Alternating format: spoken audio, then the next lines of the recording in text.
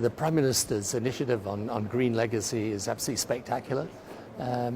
It's an amazing thing to think that Ethiopia is now actually exporting a lot of things that used to simply import.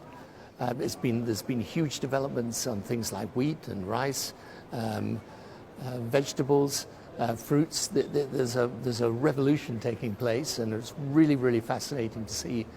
But also, it's all being done in a way that protects the environment and that promotes biodiversity. So here you have in the Green Legacy Program in Ethiopia, something I think that is unique, not just in Africa, but in the world. And it's really important people from the outside understand it and see what is happening in Ethiopia. And this pavilion is a great way to showcase it. This is a story not yet told. This COP, it's about action.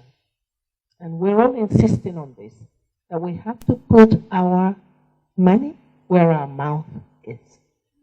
And if you really look at what Ethiopia is doing in this beautiful setup, it's exactly that. It's telling the world that it's time to take action. And that change starts with the individual countries. And African countries are demonstrating one after the other that they're not here to complain or point fingers or blame, but really to demonstrate that they are committed. And this is what I feel in this space. It's commitment. First, leadership commitment. And I thought that this exhibition was really, really amazing. The Ethiopian Green Legacy Project is, they're doing incredible things. Planting over 36.5 billion seedlings in just a few years is really incredible. And I think that it shows Ethiopia's commitment to actually acting to mitigate against climate change instead of just speaking.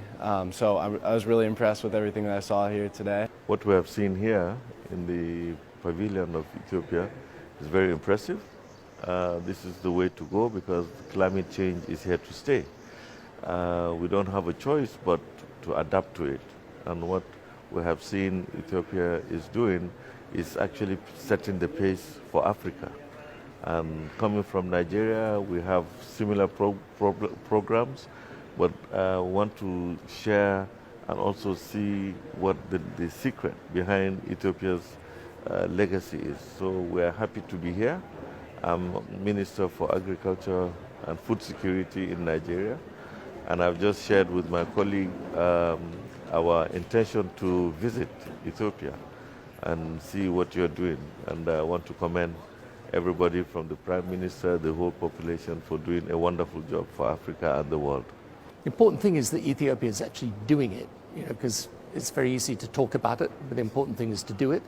And the Prime Minister's program is doing it, and you can actually see this. You can look at the statistics, but most important, you can see it on the ground in Ethiopia today, and that's a great, it's a great thing for the country to be proud of. Here at the Green Legacy Pavilion of Ethiopia, Ethiopia is obviously sending a very powerful message to the entire world, a message of going back to nature and ensuring that some of our challenges with climate change is addressed with nature-based solutions.